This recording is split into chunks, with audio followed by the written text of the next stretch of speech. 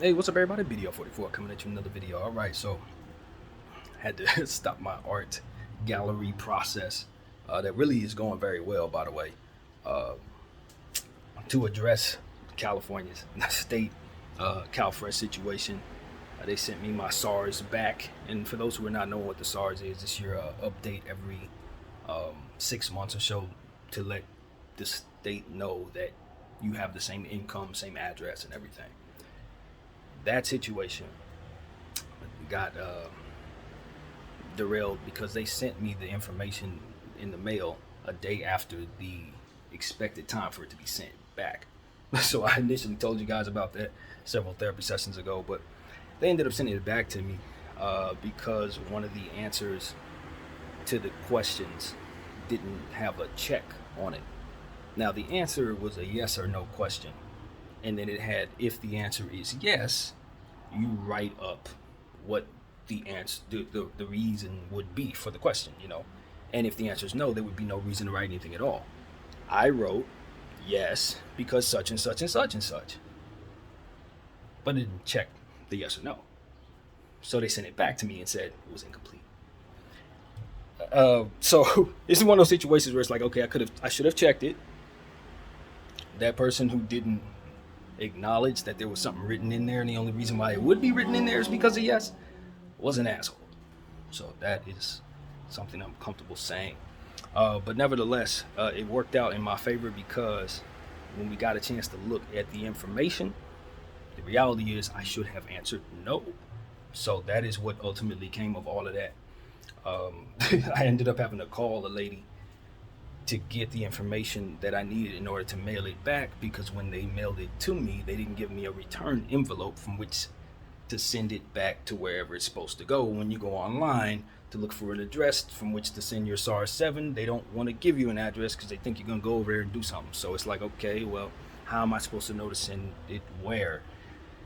So luckily enough, it's still working hours. I guess she was able to answer the phone, and she was very kind, and I think I depressed her with my reality because I told her the truth about my living situation. I'm like, yo, this is the SARS. I'm evicted. This is already happening. All of the different things that have to do with the answer to the question has to do with the circumstance. So it was one of those situations where I could hear in her voice that she was like really sad. Like I started to like make her sad in regards to my situation. I'm like, I know she's trying to be professional, but she sounds like she's about to cry because I'm telling her all that's going on right now. It is like I'm not trying to break her day down or whatever. I'm just trying to like literally just give her the information necessary so that her questions could be answered. But that was the reality of it, man. By the time I got off the phone with her, she was like, "Have a good day, okay?" I'm like, "I'm doing as fine as I need to be." I mean, this is the reality of my circumstance, and I guess that's what it is. I turned on the camera afterward because I started realizing, I'm like, "Yo, she helped me realize how messed up what it is I'm going through actually is," and it's not really that I don't realize it. It's just that I have been dealing with it, and the best way I know how to deal with it is to, as I was telling you guys in the earlier therapy session, do what my passions are, and then address it when I can, and keep the prayers and the weed in there, and continue to do the working out and the exercise that I can. Today, I got up in the morning feeling good, did my prayer thing, did everything that I needed to do, and the Lord put it in my heart to do the gallery thing, to make something of the art. Um, and to start going forward with trying to promote myself a little better and differently. So I've been putting all types of different things together in that regard today, and that's been my project until I had to address this, for which the Lord gave me the patience to do. And I dealt with it, and she basically told me what I needed to do can be done online. So I'm like, okay, cool, even better. So it's like I'm applying my faith, and I'm getting the answers I'm looking for. When I apply my fear, it's like all that fear is going to really make me do is pray even more. So it's not something that I'm worried about too much in regards to the circumstances. At this point, it's just about doing what I know is ultimately going to get me not only out of this situation, but elevated in life entirely. And that's exposure to the various things that I know I'm good at. So it's like, yeah, my circumstance is bad, but I got about 3 or 4 different rabbits in my up my sleeve. Like I can pull out of the hat at any time, and that's why I don't allow myself to feel anything other than balance in the circumstance until I start talking to other people who would otherwise remind me of what this looks like without faith, you know, and that's really what it is. I'm dealing with what I'm dealing with in faith, but when you remove the faith is quite despair, you know, it's quite. Um, and so that's why I'm thankful for who I am. I'm thankful what the Lord allowed me to not only deal with, but also be while dealing with it. And you know, even though things may get worse, as I already prayed prayers about, I've strengthened myself to start praying for the prayers for the things that make it so that you have to deal with things you don't want to deal with. The prayers that make it so that you're getting through tough days. This we've talked about. It's like I'm not just praying that things get better. I want to have more of a strengthened resistance for things if they don't, and to continue to value keeping my energy right regardless. You know what I mean? Because that's what's going to keep you alive in this world, I believe. At the end of the day, you get what you put out. And that's always saying life is chess, not checkers. And if you want good things, you got to be a good person. And so I don't know how to quite define that, but over the years, others have defined that for me, and I've taken a little bit from what they've given me and tried to incorporate it into myself. And what it's led me to is trying to be this motivational person that you see in this camera. And then it's hard to motivate yourself and others, or rather others, when you can't seem to motivate yourself. But I think I've started to take the steps of doing so, and this is what it looks like. You know what I mean? And so I'm in a position I put myself in, and I'm also in the midst of doing things that elevate me as well. And that's ultimately what it is. If you're in a pit, you got to be doing something down there to make yourself better, to dig yourself out of it, or what have you, to make yourself strong enough to climb out of it. That's what you need to be doing, nourishing yourself and making yourself stronger. And so that's what I'm doing. And if things get better, cool. Then I'll be stronger and wiser and more humble in the face of them not getting better. But if things get worse, you're going to best believe you're going to see me down there working, trying to make myself stronger so I can pull myself out of it. And that's exactly what this is. So I appreciate all the encouragement. I've been seeing encouragement in the comment section, nothing but good energy. And I appreciate that, you know what I mean? Some of us really feed off of it, and I'm one of those people. You know what I mean? And so as I go forward, regardless of what happens, I'm going to give you all I got. I'm going to continue to pour into my passions and do the work, you know, do the work on my mental health. That's what it's about. Not sitting back feeling the weight of sorrow, because I've never done that. I always try to find a way to get my mindset out of that sorrow and try to turn it into something I can deal with. And so that's what I've always done. That's what I'm doing now, you know. I ain't shed any tears about anything I got going on, and I haven't had a reason to.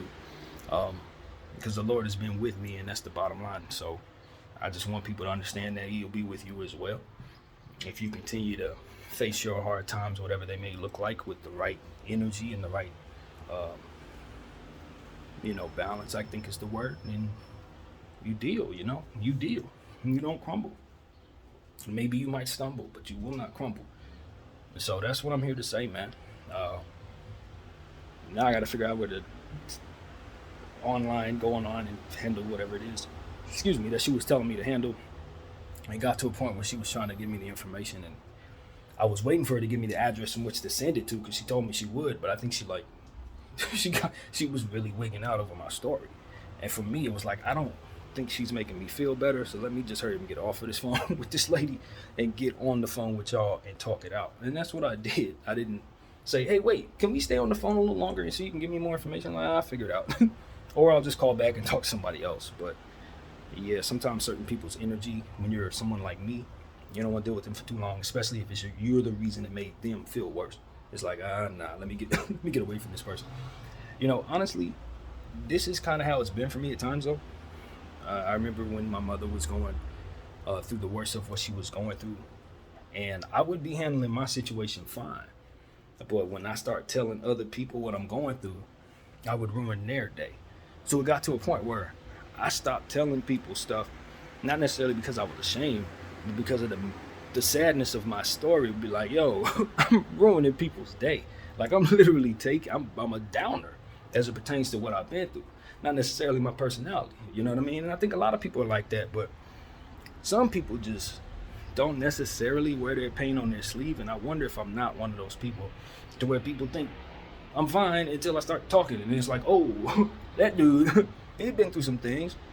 And it's like, yo, I think a lot of people been through some things, but for whatever reason, I seem to drag people down when I tell people what those things have been. And so for me, it's like, all right, I'm fine, even though I'm happily sharing with you, only if you can handle what I have to say. And so that's kind of how it goes for me a lot of times. It really does. So this is yet another one of those times. But I don't want to make people unhappy. You know what I mean? I try to leave people with substance. I don't consider myself a comedian, but you know what I mean? I'm not the dude that wants to bring you down. So if I think I'm doing that, that may drag me down too. And I think I was feeling a lot of that on the phone with her. So yeah, that's how that goes, man. Um, some people really care. You know what I mean? And you never know where those people are gonna be. And so that's really what it comes down to be for this situation. And you know, it is what it is. I'm blessed, healthy, and I got a family that's looking to help me. So I'm not in the worst position. I know if people, you can walk past people right now, you're gonna see them in a lot worse positions than me. But what you probably didn't see is them dig themselves into it in the way that I did, which is why I think I deserve even less sympathy. So that's why I tell everybody, pray for everyone. And if you want to pray for me, that'll land on me once you do. Because believe me, if I start saying, please pray for me, that's like me assuming that I'm the only one that needs these prayers. And believe you me, I'm not. So that's what it really comes down to. I spent a good deal of my life not understanding that. And it made me unhappy. I think it's the word. Unhappy. Not understanding the fullness of what unselfishness could truly mean for a person when you're dealing with your own problems. It's just like anything else. If you make yourself the main event and the biggest focus, believe you me, when you take on the worst of things, it will be magnified on you. And that's what it was. A selfish person looking at self, feeling the whatever the opinions of the world around me, and encompassing it so much, not necessarily because it was so bad, but because I was so selfish, because I was so self-centered, and because I was the center of my own world. So anytime I had an event, I am destroyed, instead of me being a multi-thought, based to say, how are other people feeling while I'm feeling what I'm feeling? If I had them more so as a focus, I wouldn't be feeling so much of what it is I'm feeling. Why? And be more of an empath in that way, to care what other people are feeling around you, of whom care for you, not just any old body, but more so the people that you know you should be extending yourself to, because they extend themselves to you. And it took me a long time to understand that was the basis of most of my depression. It was first being self-centered, and then suffering the ills of the world, whatever I perceived was the ills of the world, and then proceeding to think I was justified in whatever would happen to anybody else because I'm trying to heal from my own pain. That's not how that works. And if you're thinking the right way before all that, you're already unselfish enough to be caring about those people already. And when your healing process begins, the first thing you're going to be thinking about is how to heal with others, not how to heal alone. And that was where I was wrong. I started growing into a space where first, I'm the most important thing, and second, bad things were happening to me. So in third, I needed to be alone to heal. And that trickled down to all of this here. That's why I can tell everybody what went wrong. I know exactly what went wrong. I know exactly where a lot of this depression comes from. It's from first having that prince or lady princess syndrome, to where you the most important thing in the world, spoiled to all hell, and then when your world collapses, it's the worst thing possible, rather than just your world collapsing. And if you understand what it means by your world collapsing, you also understand you have a world of people around you who are going to help you pick that world up and build it up stronger than ever. But if you believe yourself to be alone first, you're going to push all those people away, and ain't none of them going to be willing to help you but the ones who just have the compassion to do so. Not enough numbers to begin with. I know I'm getting way off track, but the point is,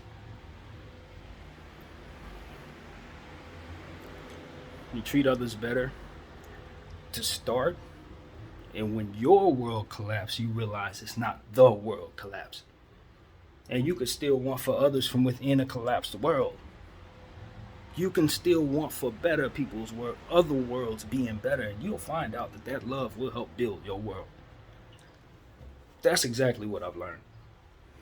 So I don't think it's any different than the analogy I initially gave you. When you're down in the dumps, you do things to make yourself better. You pick yourself up, you do your exercises, whatever it is, it's going to get you strong enough to pull yourself out of that hole. This is the same exact analogy.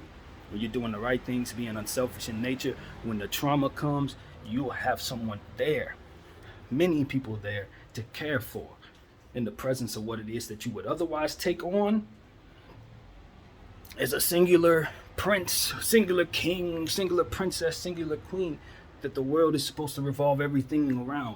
And when the best things come your way, you indulge like it's the championship for everybody, because the only thing that ever matters is yourself. Until you need some help.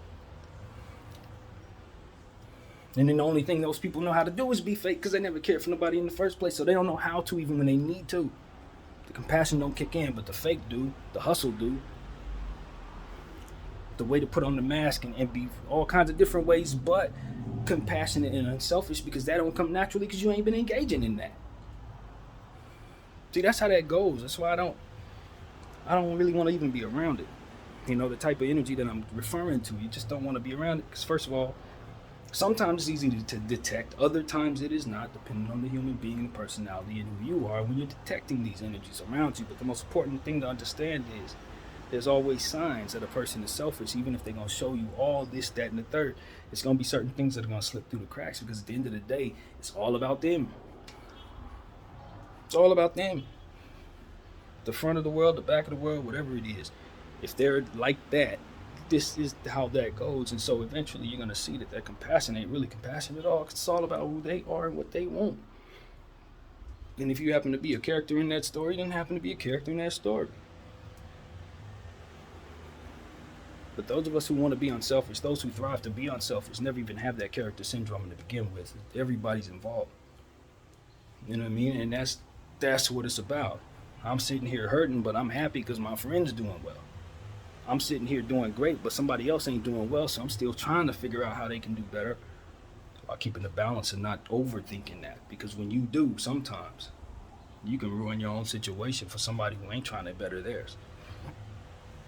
You want more for somebody than they want for themselves, and all different types of things that we talked about before. But the point is, when you keep that compassion and balance, if you're pointed in the right directions and doing what you're supposed to do, it will make you cognizant that you are not the center of the universe, and that you can overcome these things that ultimately gonna come either way. And so that's why I don't allow myself to feel bad right now, because I've been through worse. That's why I was aware of what it was gonna make me feel worse. That's why I was aware of what would make me feel better. It's turning on this camera and talking about it. You know, because I went through the process of going through that with Mom, and having my energy brought down by the fact that my story just couldn't be handled by the people who I was telling it to. And then suddenly I'm feeling worse about my story because I realize how sad I should be. You know what I mean? That kind of thing is like, nah, I don't need to go through that. None of that is necessary. Let me just figure out another few outlets for myself that lead up to those moments better, so that when they happen, I can engage in them. And so, and in turn, that's what it's about. What would I have been doing leading up to all of these conversations if I didn't have these different outlets? Video games. That's what I want to tell people. Where have I been hiding? Where have I been? Video games. For those who are wondering where I spend a good portion of my hours, why there's very little production to show for myself. Video games. Hours and hours and hours and hours, but not in a professional way like a lot of the young people do today, in a way that was empty in nature, with no money involved, no future involved, no positivity involved, just being a robot for the generations who were, behind you guys, who were basically guinea pigs for the stuff that they're now implementing on you guys right now. I was one of the ones they were training, I guess, trying to derive what they could from. Now, I really believe that. As many hours as I gave these people, just one game alone, NBA 2K, that's exactly what I think was going on there. But nevertheless, man, I tell y'all the truth. The hours I put in was a little ridiculous, because at the end of the day, that's where I would throw my entire soul instead of doing the things that I needed to do to make my life okay. All of the things that I would do now were things that were just ate up by hours and hours and sitting there shooting the basketball. Literally. And that was it for years. A lot of years. Most of my 20s. Good portion of my 30s too. Hours. And so that's what I want to tell people. Like, I don't think I've painted the picture just how many hours of video games I've spent playing it. Like, it's been crazy. It's been absolutely insane. Average of probably 4 hours a day, 3 hours a day. You know what I mean? Just to get by. Just to get by in my mind, because I did not have any other outlets. No channel, no art, no playlist, nothing. That was what it was. And so when I would have problems, what am I used to? You know what I mean? When I'm going through traumas, who am I leading into those situations? But some dude that didn't really work on much of anything, didn't accomplish much anything, you know what I mean? That's what it was. That's who I was. And so that's what I'm working against right now. Finding myself in situations where I don't have a whole lot, ain't working with a whole lot, and not a whole lot of people really know me very well. I was doing what I was doing to stay in front of a television with a controller in my hand.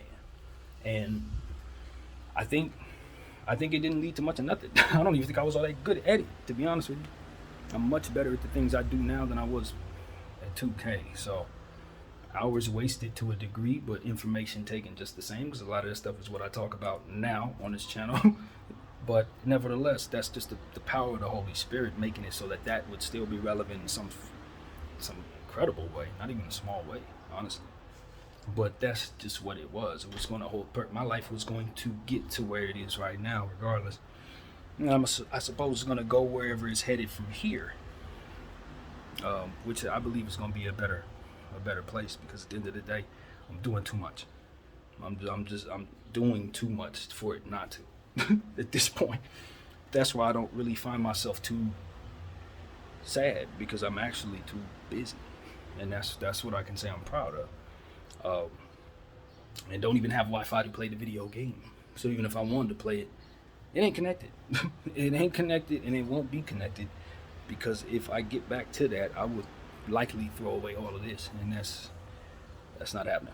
So that's really what it is, man. I don't think that people view video games the same way they did in my generation. I don't think that if I would have stayed social, I guess you could say, I would have stayed playing the game in the way that I did, so that it would remain as useless as it did for as long as it did. Because as many hours as I played, if I would have been just a little social, I probably could have gone pro. But that ain't the point. It's that I was wasting time, regardless of what I chose to do to waste it. It was that so much of my childhood and adulthood was wasted. And that's all there was to it. I chose that. I don't blame myself. I don't blame others. It just was what I knew how to do. It was what I had done since I was 6 years old. You know what I mean? Like, it's how I always dealt with all of my problems. And so, as I look back on my life, I enjoyed it. It just didn't come of anything, really. Just hours wasted. I wonder how much better of an artist I would have been if I would have been trained on how to create and remain consistent as a child. How many pieces would have been made if I would have learned how to be a broadcaster sooner? How much better would I have been at it? All of that is cool to really think about, but at the same time, it really holds no weight, because at the end of the day, I still found myself being this person who's able to do those things. So that wasted time didn't keep me from being that. And so that's another reason why I don't allow myself to feel too bad about it, because I'm doing it now. Whatever it was that wasn't being done is getting done. And so that's kind of how I look at it. I look at my body the same way. As I continue to age, I continue to work. And whatever didn't get done is getting done now. So that's it, man. I can do better. I ain't gonna lie to y'all, I can do better. But I am proud of myself for trying to address that immediately. As soon as I saw it in the mail, I was ready to send it back. You know, and if it weren't for all the different nonsense that had to do with that, you know, it would have been complete. So I own the mistake. I do think that person was a jerk for not just putting a check on there anyway in regards to that yes question number 12. They could have very well done that, given the fact that I had wrote my answer in, as we've already discussed. So little nuances like that just show you what's going on here. You know what I mean? How easy it is for them to shut off somebody's food benefits because of something like this, and you don't have a leg to stand on. What are you gonna do? Complain? You know what I mean? And this is how they're able to kind of keep from paying certain people. It's the smallest little nuance. They will cut your benefits, and I don't think that's by accident. And so it's worth talking about. You know, it's worth mentioning. You know what I mean? Like I said, I don't think anybody didn't go by the book, I guess you could say. I did not check the check, so it is what it is. But I just think it's one of those situations where the specifics of this situation, that there should have been no ambiguity about what it was I was trying to say there. And I think the point is to answer the question. I did. So, yeah, that's just how it goes, man. It's an evil world, evil people, man. Hopefully you and I can be better so that we can be the good in the world that we want to see in the world. And maybe I fall short sometimes. Maybe I do. Maybe you do. But at the end of the day, there's another day, a new day, to try to not be that. You know what I mean? Try to be your best. And that's what I'm going to try to do for the rest of my day. Get back to sharing my art with the world. You know, getting on some more platforms. That's my plan, is to get on another 2 platforms, if possible, and have so that my art is on 4 platforms by the end of the night. Like I'm not slowing down, and we'll try to apply that somewhere else. I put those links on my YouTube, on my Threads. I just got Threads set up again, even though I'm kind of iffy about Twitter/Threads. I just don't believe that one-liners is my thing. I don't want that. You could look back on something I don't agree with no more and hold it there. Just say, see, look what he thought. Yeah, I thought that before I learned better. Now I learned better and I don't think that. So I'm fortunate enough to where I didn't do too much tweeting as tweeting was coming along. So if y'all go back there and find any crazy tweets, chances are they didn't come from me, because I didn't tweet very much ever. Like literally ever, man. That's the one thing I can say. I slid by that era real smooth. I'm like, nah, I'll let y'all deal with the tweets that come back 20 years later. I saw that coming. Best believe I saw that coming. That was the same thing I told most of my friends when Twitter started. I was like, yo, you can't edit things after you post them and they stay there forever. Do y'all know what's going to happen with some of these things that you're going to say here, man? You ain't going to want to don't leave nothing there, man. I was far too aware of the concept of a damn time capsule. I've put 2 in the ground in my life. Ain't no way in hell I was about to time capsule statements made. Hell no. That always looked crazy to me.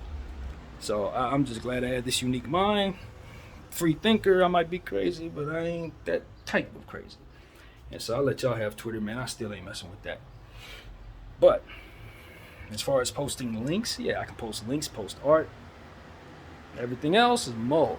If you ain't hear from this mouth, maybe you'll see it in the comment section. I can edit that. But if I can't edit it, I ain't posting. And that's how I feel about that. So, yeah, man, it is what it is.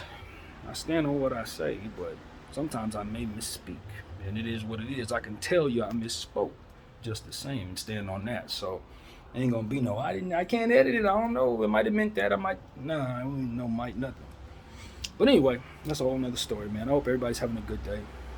I cannot forget to do what I got to do there in regards to the SARS, because if I don't, they will cut me off at the end of the month. And this is absolutely not the month to be cut off. So it is what it is, man. I'm good. I'm not as down as I probably sound. I'm really not. I'm actually feeling great about my art day. And whatever else come what may, man, you best believe I'm prayed up. So, everything is everything. I think when you really hit a space in your life where you know that you're doing the best you can, and you know what work builds, you know what comes of hard work, then you're really not worried. It may get worse, but you're going to get better, and that's the point. So that's why I'm at. Certain things may be an inconvenience for a while. Maybe I have to go through this or that or the third, but I am very much intent on getting things done. So that's what I want to let people know, man. My name is BDF 44. I thank you all for watching.